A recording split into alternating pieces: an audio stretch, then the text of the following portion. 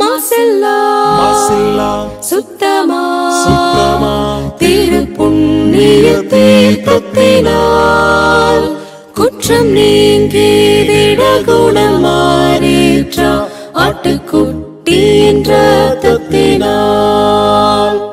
மாசில்லா சுத்தமா திருப்புண்ணிய தீர்த்தத்தினால் குற்றம் நீங்கி விடகுணம் மாறேற்ற ஆட்டுக்குட்டியின் இரத்தத்தினால். பிதாவாகிய தேவனுக்கும் நமது ஆண்டவராகிய இயேசு கிறிஸ்துவுக்கும் பரிசுத்த ஆவியானவருக்கும் இப்பொழுதும் எப்பொழுதும் சதா காலங்களிலும் மகிமை உண்டாயிருப்பதாக. நாம் யாவரும் தேவனை மகிமைப்படுத்தும்படியாக உற்சாகமாக பாடி தேவனை துதித்து அவருடைய நாமத்தை மகிமைப்படுத்துவோமாக. பாடல்களை வழிநடத்தத்தக்கதாக நம்மத்தில் இருக்கிற அன்பு சகோதரர்களை முன்னுக்கு வரும்படி அன்போடு அழைக்கிறேன். ஸ்தோத்திரம் துதி பாத்திரா உம்மை என்றும் என்றும் துதித்திடுவேன். ஸ்தோத்திரம் துதி பாத்திரா உம்மை இன்றும் என்றும் துதித்திடுவேன். காத்தீரே என்னை கருத்தாக வழுவாமல் என்னை உமக்காக. காத்தீரே என்னை கருத்தாக வழுவாமல் என்னை உமக்காக. எடுத்தீர் என்னையும் உமக்காக, எடுத்தீர் என்னையும் உமக்காக. கொடுத்தீர் உம்மையும் எனக்காக. ஸ்தோத்திரம் துதி பாத்திரா உம்மை இன்றும் என்றும் துதித்திடுவேன். கண்ணின் மணி போல் காத்திரே உம்மை துதியே துதியே துதித்திடுவேன். கண்ணின் மணி போல் காத்திரே உம்மை துதியே துதியே துதித்திடுவேன். அண்ணலே உந்தன் அருளாலே அடியாரை கண் பார்த்தீரே. அண்ணலே உந்தன் அருளாலே அடியாரை கண் பார்த்தீரே. மன்னாயமக்கும் நீர்தானே, மன்னாயமக்கும் நீர்தானே. எந்நாளும் எங்கள் துணை நீரே. ஸ்தோத்திரம் துதி பாத்திரா உம்மை இன்றும் என்றும் துதித்திடுவேன். ஸ்தோத்திரம் துதி பாத்திரா உம்மை இன்றும் என்றும் துதித்திடுவேன். இந்த தொழுகையின் முதல் ஜெபத்தை தேவன சமூகத்துக்கு ஒரு பலி போல எடுக்கத்தக்கதாக நம்மத்தில் இருக்கிற சகோதரரை அன்போடு அழைக்கிறேன். பரலோகத்தில் வாசமாக இருக்கிற எங்கள் நல்ல பிதாவே, இக்காலத்தில் எங்களை அற்புதமாக வழிநடத்தி கொண்டு வருகிறவரே, உம் கிருபையாலும் உம் இரக்கத்தாலும் நாங்கள் வாழுகிறோம். எங்களால் ஆகுமென்று யோசிக்கும் தகுதி கூட இல்லாதவர்கள். எங்களுடைய தகுதியெல்லாம் உமது குமாரனும் எங்கள் ஆண்டவருமாகிய இயேசுவில் இருக்கிறது. இந்த நாளிலே அவர் மூலமாய் அவர் இரத்தத்தால் கழுவப்பட்டவர்களாய் பலவீனராகிய நாங்கள் ஆவியின் பலத்தால் உம் சமூகத்திலே வந்து உம்மை தொழுது கொள்ள காத்திருக்கிறோம். நல்ல பிதாவே, எல்லாருமாய் சேர்ந்து எங்களை ஒரு பலி போல மொத்தமாக பலிபீடத்தின் மேலே ஒப்புக் கொடுக்கிறோம். இந்த நாளில் உம்மை தொழுது கொள்வதனால் உண்டாகிற ஆசீர்வாதம், சமாதானம், சுகம் அனைத்தையும் பெற்றுக்கொள்ள வாஞ்சையாய் எங்களை தாழ்த்துகிறோம். எங்கள் பாவ குற்றங்களை மன்னித்து எங்களை சுகந்த வாசனையாக முகர்ந்து எங்களை பலியாக ஏற்றுக்கொண்டு ஆசீர்வதிப்பீராக. நீ செய்த எல்லா உபகாரங்களுக்காக நன்றி என்று சொல்வதை தவிர வேறொன்றும் எங்களிடத்தில் இல்லை. எங்களை தாழ்த்துகிறோம், உம்மை உயர்த்துகிறோம். இயேசு கிறிஸ்துவின் பரிசுத்த நாமத்தில் துதித்து ஜெபிக்கிறோம் பிதாவே, ஆமென். பிதா குமாரன் பரிசுத்தாவின் நாமத்திலே உங்களை ஆசீர்வதித்து உலகளாவிய இந்த பொது தொழுகைக்கு வரவேற்கிறதுல மிகவும் மகிழ்ச்சி அடைகிறேன். பேரன்பு மிக்க என் சகோதர சகோதரிகளே, நாம் ஜீவனுள்ள தேவனை முழங்காற்படியிட்டு பணிந்து அவரை தொழுது கொள்ள ஓடி வருவோம். அவருடைய சமூகத்துக்கு வருவோம், அவரை நாடி வருவோம். அவருடைய சன்னிதானத்தில் நாம் காணப்படும்படி நம்மை தாழ்த்துவோம். சகோதரர்களே, இந்த காலையில் சங்கீதம் 27 வசனத்தை உங்களுக்கு நினைவுபடுத்த விரும்புகிறேன். பாருங்கள், சிலர் ரதங்களை குறித்தும் சிலர் குதிரைகளை குறித்தும் மேன்மை பாராட்டுகிறார்கள். நாங்களோ எங்கள் தேவனாகிய கர்த்தருடைய நாமத்தை குறித்து மேன்மை பாராட்டுவோம். இந்த மேன்மை பாராட்டுதல் என்ற அந்த வார்த்தையை ஆங்கிலத்தில் we glorify என்று வந்திருக்கிறது, we declare என்று வந்திருக்கிறது.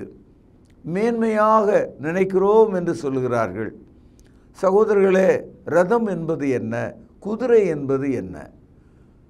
மனுஷன் இப்பொழுது பயன்படுத்துகிற மோட்டார் கார் வாகனங்கள், இராணுவத்தில் இராணுவ வீரர்கள் பயன்படுத்தக்கூடிய டேங்குகள், இதெல்லாம் மனிதனுடைய பயன்பாட்டுக்கான கருவிகள். சொகுசுக்காகவும் போருக்காகவும் இவைகள் ஆயத்தம் செய்யப்பட்டது. ரதம் என்பது என்ன? ரதத்துக்கும் வண்டிக்கும் என்ன வேறுபாடு? சாதாரணமாக ஒரு மனிதன் வில்வண்டி கட்டி அதில் மாட்டை பூட்டி அவன் வேலைக்கு பயன்படுத்துவான். ரதம் என்பது அதை கடந்து இது கொஞ்சம் மேலாக அரசன் பயன்படுத்தக்கூடியது, இராணுவத்தில் பயன்படுத்தக்கூடியது. அதனுடைய சக்கரங்கள் உறுதியானது, அதனுடைய உருளை உறுதியானது, அதனுடைய மேல் பகுதி அமைப்பு உறுதியானது. அதில் ஒரு குதிரை அல்ல, 4, 8, 16 குதிரைகளை கூட பூட்டக்கூடிய அளவில் அது செய்யப்படக்கூடியது. பொதுவாக ரதங்கள் அரசனுக்கு பயன்படக்கூடியதாக இருந்தது. என் அன்பு சகோதரர்களே, நம்முடைய வாழ்க்கையில் நம்ம படிக்கிற படிப்புகள், பலவிதமான படிப்புகள், 25 வயதுக்குள்ள 1 லட்சம் ரூபாய் சம்பாதிக்கக்கூடிய படிப்புகளை நாம் படித்து முடித்து விடுகிறோம். அவைகள் நம்முடைய வாழ்க்கையில் ஒரு ரதத்துக்கு சமமாக இருக்கிறது. படித்து முடித்த பிறகு நாம் பெறுகிற சம்பளம் அது ஒரு குதிரைக்கு சமமாக இருக்கிறது. அதனுடைய வேகம் அவ்வளோ அதிகமாக இருக்கிறது. ஆகவே ரதமும் குதிரையும் நம்முடைய முன்னேற்றத்தையும் வருமானத்தையும் காட்டுகிறது. ஆனால் இன்னொரு மனிதன் இருக்கிறான். இந்த ரதங்களையும் குதிரைகளையும் விட அதிகமாக தேவனை அவன் நேசிக்கிறான். சிலர் ரதங்களை குறித்தும் சிலர் குதிரைகளை குறித்தும் மேன்மை பாராட்டுகிறார்கள். நாங்களோ எங்கள் தேவனாகிய கர்த்தருடைய நாமத்தை மேன்மை பாராட்டுவோம்.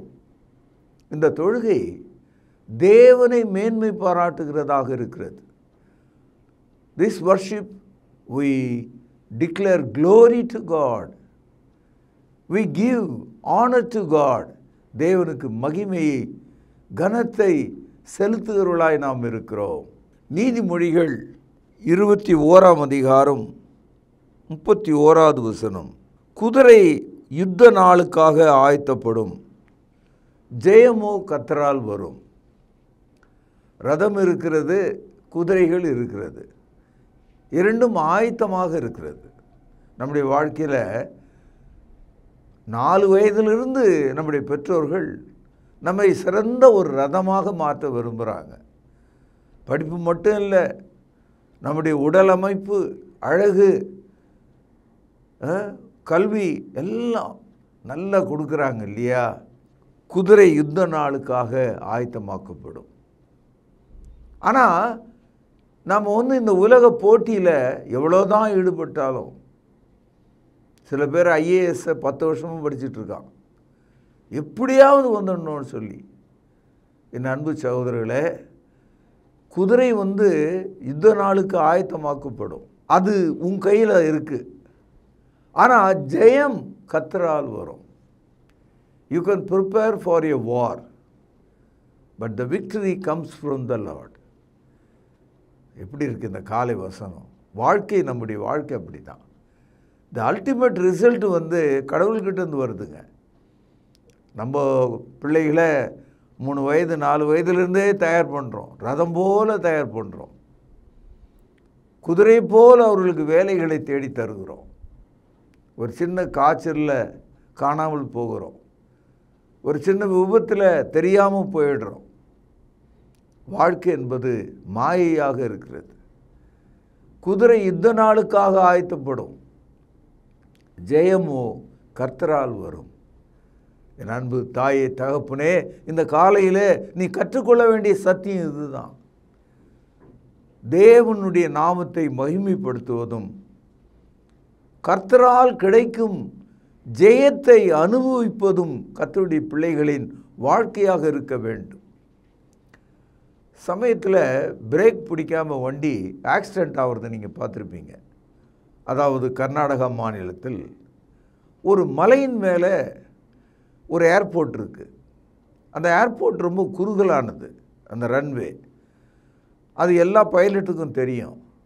ஒரு குறிப்பிட்ட எல்லைக்குள்ளே அந்த பிளேனை கண்ட்ரோல் பண்ணணும்.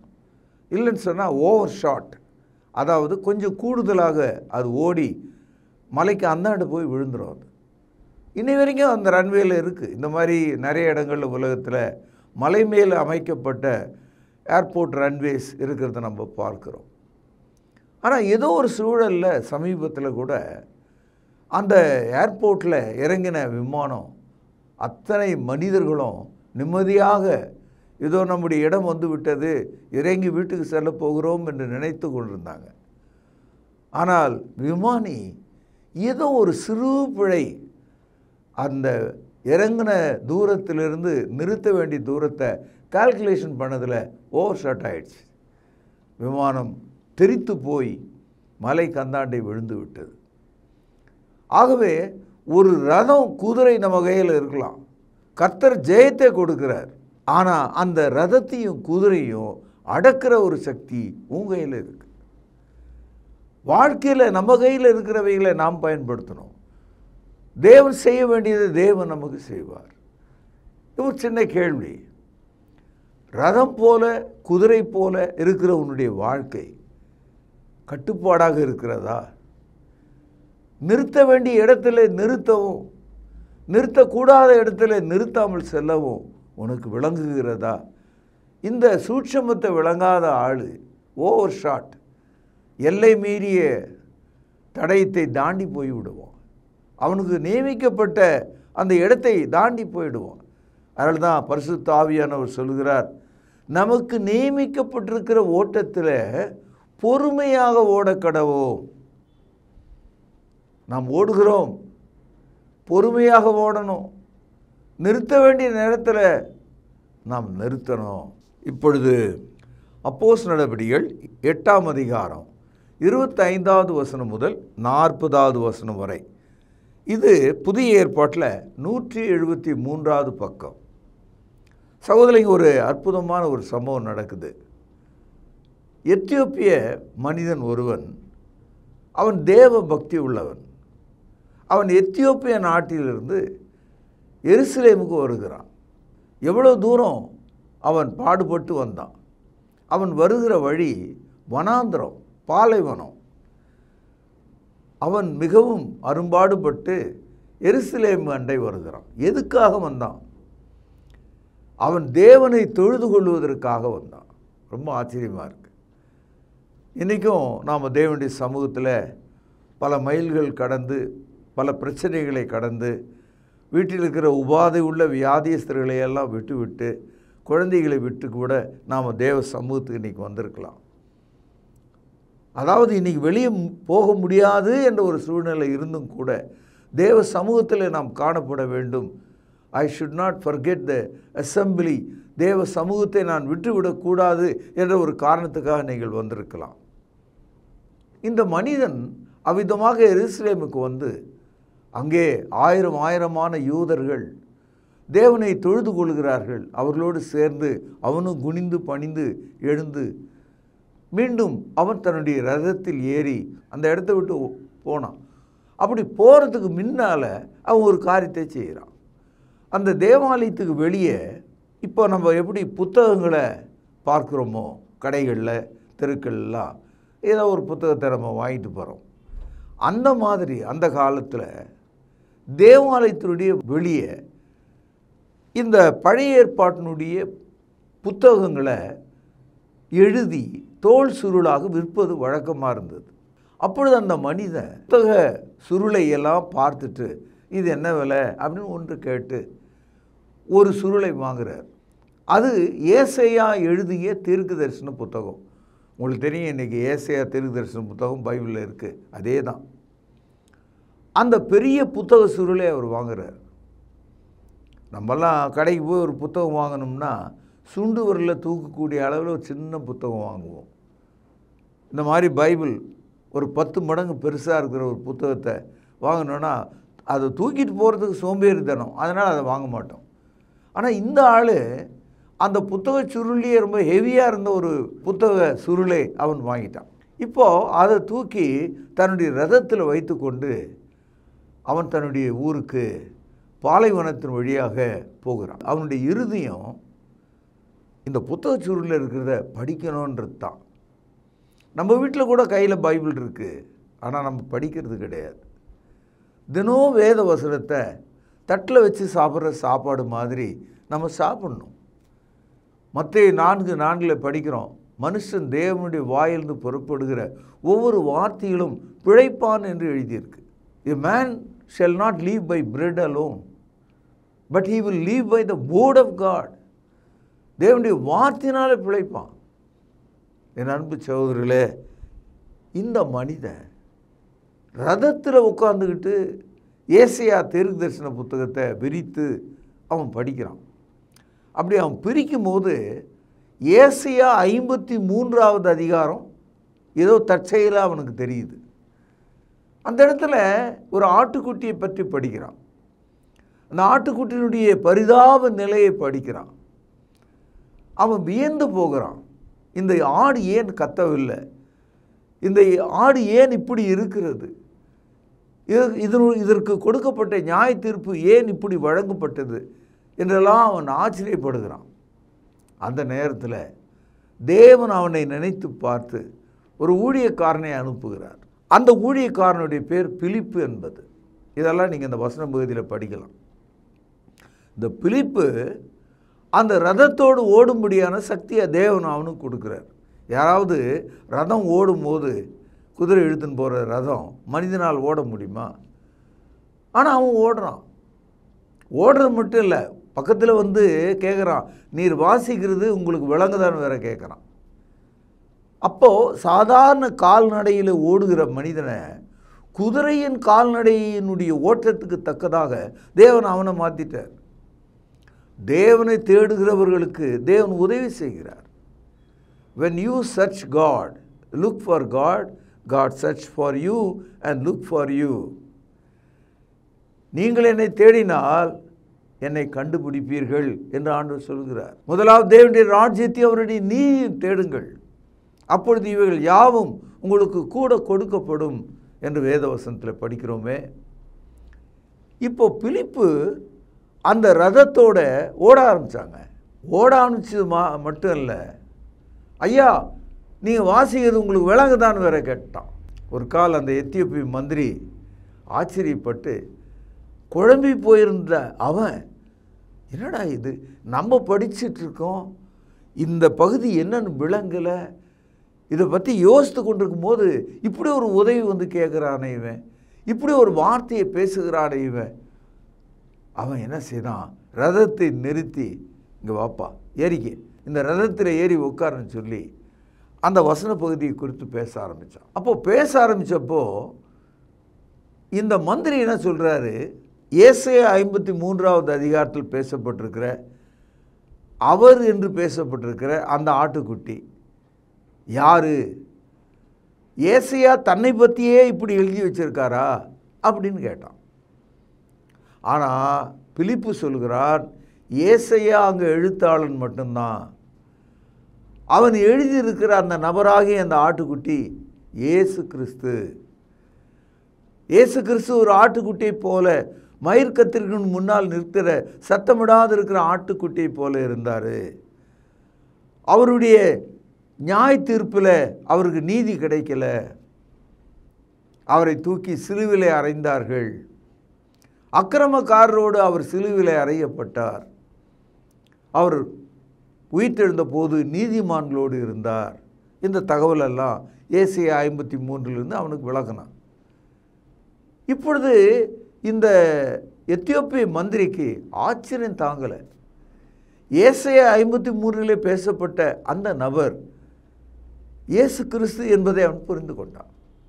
அது மாத்திரமல்ல, இந்த இயேசு கிறிஸ்து சத்தமிடாது இருக்கிற ஒரு ஆட்டுக்குட்டியைப் போல தன்னுடைய இடுக்கணிலே நீதியிலே இருந்து எடுத்து போடப்பட்ட ஒருவராக பொந்தி பிலாத்துவுக்கு முன்பாக நின்று நியாயம் தீர்க்கப்பட்டு சிலுவையில் அறையப்பட்டு அடக்கம் பண்ணப்பட்டு 3வது நாள் உயிர்த்தெழுந்தார் என்ற அந்த தகவலை அந்த பிலிப்பு சொன்னபோது, ஏன்னா அப்போஸ்தலர் நடபடிகள் 8ஆம் அதிகாரம் இயேசு கிறிஸ்துவினுடைய உயிர்த்தெழுதலுக்கு பிறகு ஏறக்குறைய ஒரு 6 மாதத்தில் நடந்த ஒரு சம்பவமாக இருக்கலாம், after the resurrection of Christ. அதனால் இது ஒரு பாஸ்ட் ஈவெண்ட், இது ஒரு கடந்த சம்பவம் அப்படின்றத அவன் சொல்லிட்டான்.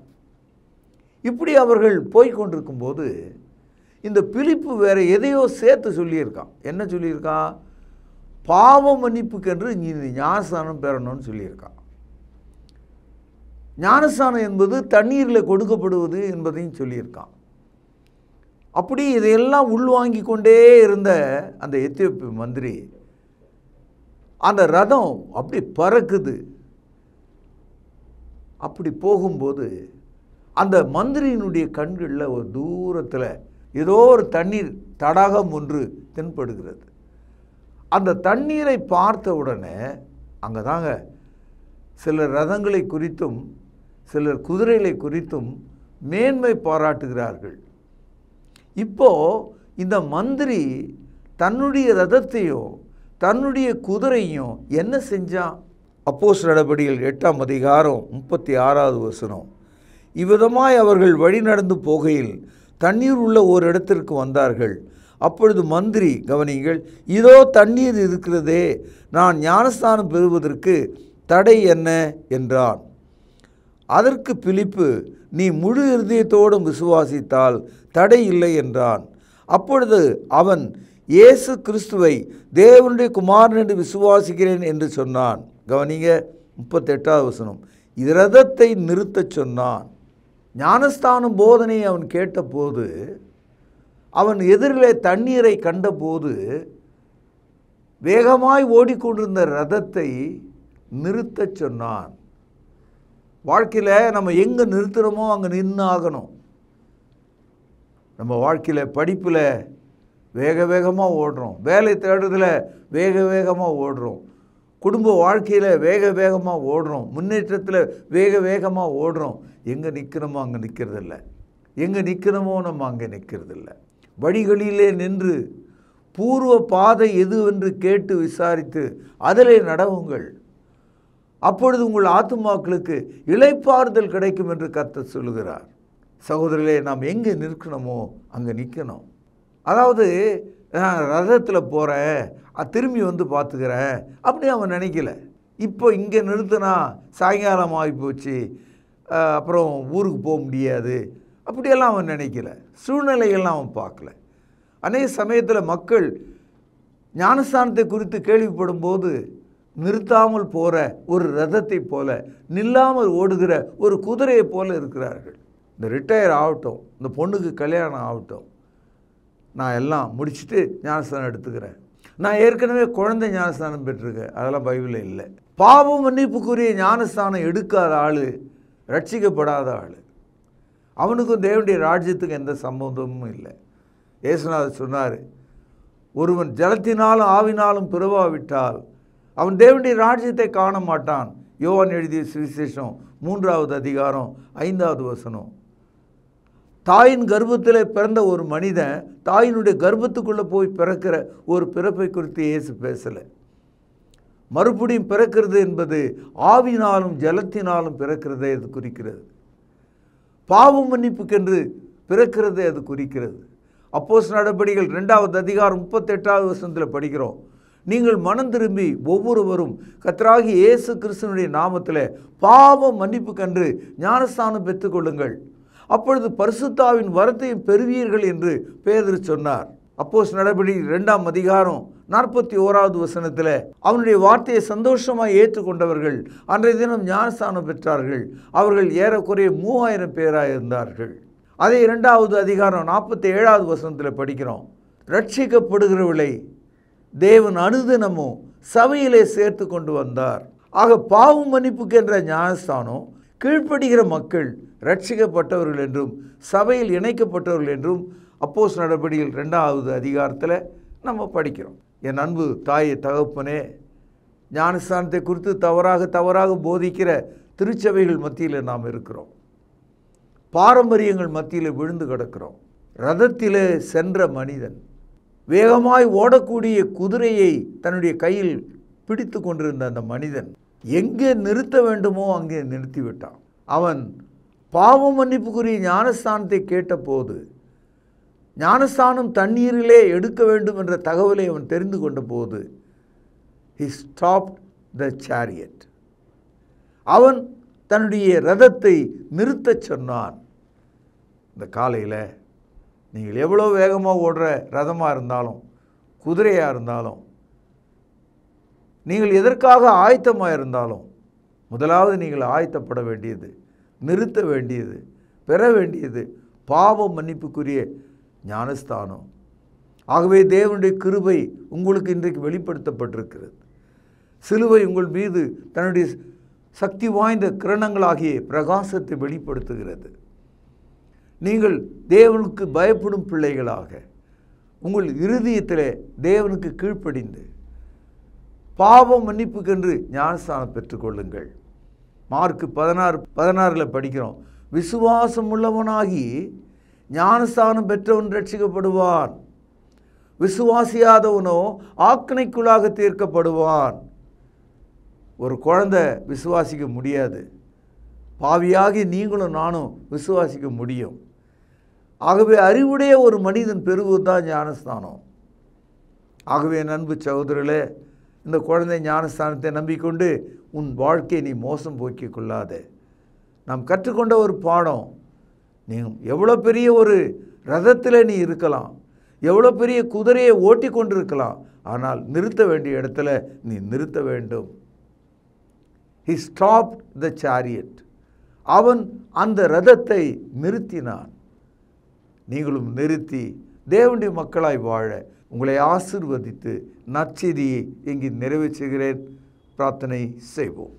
பரலோகத்திலே வாசமாக இருக்கிற அற்புதமான தகப்பனே, ரதத்தையும் குதிரையும் நாங்கள் நிறுத்த வேண்டிய இடத்துல நிறுத்தின ஒரு மனிதனை குறித்து நாங்கள் படித்தோம்.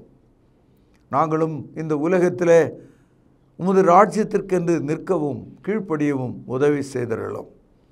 எங்கள் பாவ குற்றங்களை எங்களுக்கு மன்னியும். ஆண்டவர் எங்கள் இரட்சகராக இருக்கிற இயேசு கிறிஸ்துவின் பெயரால் இந்த ஜெபத்தை மிகவும் தாழ்மையாய் ஏறெடுக்கிறேன். பரிசுத்த நிறைந்த எங்கள் நல்ல பிதாவே, ஆமேன். நம்முடைய கர்த்தராகிய இயேசு கிறிஸ்துவின் கிருபையும் பிதாவின் அன்பும் பரிசுத்த ஆவியானவருடைய வழி நடத்துதலும் நம் அனைவரோடும் சதா காலங்களிலும் நிலைத்திருப்பதாக. ஆமேன். கிறிஸ்து இயேசு தம்முடைய சரீரத்தை நமக்காக கிழிக்கு கொடுத்து தன்னுடைய இரத்தத்தை சிந்தினார். அவருடைய பந்தியை நினைவு கூறத்தக்கதாக நாம் ஆயத்தமாவோம். வழிநடத்தும்படியாக சகோதரர்களை அன்போடு அழைக்கின்றோம். கர்த்தருடைய பந்தியிலே பங்கு கொள்ளும்படி நம்மை நாமே ஆயத்தப்படுத்துவோம். ஆண்டவராகிய இயேசு கிறிஸ்து காட்டிக் கொடுக்கப்பட்ட அன்று ராத்திரியிலே அப்பத்தை எடுத்து ஆசீர்வதித்து, இதை பிட்டு நீங்கள் வாங்கி புசியுங்கள், இது உங்களுக்காக பிற்கப்படுகிற என்னுடைய சரீரமாய் இருக்கிறது என்று சொல்லியிருக்கிறார். அப்பத்திற்காக நாம் ஜெபித்து இதில் பங்கு கொள்வோம். பரிசுத்தமும் இரக்கமும் தயவும் கிருபையும் நிறைந்த நல்ல ஆண்டவரே, உம்முடைய குமாரனாகிய இயேசு கிறிஸ்து சிலுவையிலே எங்களுடைய பாவங்களுக்காக தன்னுடைய இன்னுயிரை கொடுக்கும் பொழுது அவருடைய சரீரம் கிழிக்கப்பட்டது. அதற்கு ஒப்பாக இங்கு புளிப்பில்லாத அப்பம் இது வைக்கப்பட்டு இருக்கிறது. அப்பா, நீர் இந்த அப்பத்தை எங்களுக்கென்று ஆசீர்வதித்து தரும்படி விலையேற பெற்ற இயேசு கிறிஸ்துவனுடைய நல்ல நாமத்தினாலே இந்த ஜெபத்தை ஏறெடுக்கிறோம் அன்பின் பிதாவே, ஆமேன். அவர் அந்தபடியே பாத்திரத்தையும் எடுத்து, இந்த பாத்திரம் என் இரத்தத்தினால் ஆகிய புதிய உடன்படிக்கையாய் இருக்கிறது, என்னை நினைவு கூறும்படி இதை செய்யுங்கள் என்று சொல்லியிருக்கிறார். நாமும் கூட அவ்வண்ணமாகவே இதில் செய்யும்படியாக நாம் ஒன்று சேருவோம். தேவன் இந்த ரசத்தை ஆசீர்வதித்து தரும்படி நாம் ஜெபிப்போம். வானத்தையும் பூமியும் உண்டாக்கின சர்வ வல்லமையுள்ள எங்கள் நல்ல பிதாவே, என்னை நினைவு கூறும்படி இதை செய்யுங்கள் என்று சொல்லியிருக்கிறபடியே நாங்கள் செய்யும்படி வந்து நிற்கிறோம். இந்த ரசத்தை நீர் ஆசீர்வதித்து தாரும். குற்றமில்லாத மாசற்ற இதோ தகப்பனே, அந்த ரத்தம் எங்களுடைய பாவங்களுக்காக சிந்தப்பட்டது என்பதை நாங்கள் நினைத்து இதில் பங்கு கொள்ளும்படி, பயபக்தியோடு பங்கு கொள்ளும்படி எங்களை உற்சாகப்படுத்தும். எங்களை தாழ்த்துகிறோம். இந்த ரசத்தை நீர் ஆசீர்வதித்து தாரும். இயேசுவின் நல்ல நாமத்தில் இந்த ஜெபத்தை எடுக்கிறோம் அன்பின் பிதாவே, ஆமேன். இறுதியாக நாம் ஜெபித்து இந்த தொழுகையை நிறைவு செய்வோம். ஜெபிப்போம். கிருபையும் அன்பும் இரக்கமும் நிறைந்த பரம்பிதாவே, உம்மை தொழுது கொள்வது எவ்வளவு பெரிதான ஸ்லாக்கியம். அந்த ஸ்லாக்கியத்தை நீர் இந்த நாளில் எங்களுக்கு தந்தீரே, அதற்காக நன்றி தகப்பனே. நாங்கள் ஜெபித்த ஜெபங்களை நீர் அங்கீகரிக்க வேண்டுமாய் ஜெபிக்கிறோம். கிருபையின் பிதாவே, நாங்கள் கேட்ட வார்த்தைகளுக்காக நன்றி. அவைகள் எங்களுடைய இருதயத்தில் வைத்து அதன்படி எங்களுடைய வாழ்க்கை மறுரூபமாக நீர் தயவு செய்தல் வேண்டுமாய் ஜெபிக்கிறோம். பிதாவே, நீர் எங்களுக்கு இந்த வாரத்தில் ஆசீர்வாதமாக கொடுத்த வருமானத்திலிருந்து உமக்கென்று கொடுக்க நீர் எங்களுக்கு பாராட்டின தயவுக்காக நன்றி. இப்படியாக நாங்கள் கிறிஸ்துவனுடைய மரணத்தை நினைவு கூற நீர் தயவு பாராட்டினீர். எங்களுக்காக கிறிஸ்து தன்னுடைய சரீரத்தை கிழித்து இரத்தத்தை சிந்தினார். அதை நாங்கள் புசிக்கவும் பானம் பண்ணவும் நீர் தயவு பாராட்டினீர். இப்படியாக தாப்பனே, நாங்கள் ஏறெடுத்த இந்த தொழுகையை நீர் தாமே அங்கீகரிக்க வேண்டுமாகவும் ஆசீர்வதிக்க வேண்டுமாக ஜெபிக்கிறோம். தாப்பனே, சுவீனமாக இருப்பவர்களுக்கு உம்முடைய சுகத்தையும் ஆரோக்கியத்தையும் கட்டளை விடமாக ஜெபிக்கிறோம். காத்துக்கொள்ளும் வழி நடத்தியறலும் இயேசு கிறிஸ்து மூலம் அனுப்பிக்கிற நல்ல பரம்பிதாவே, ஆமென்.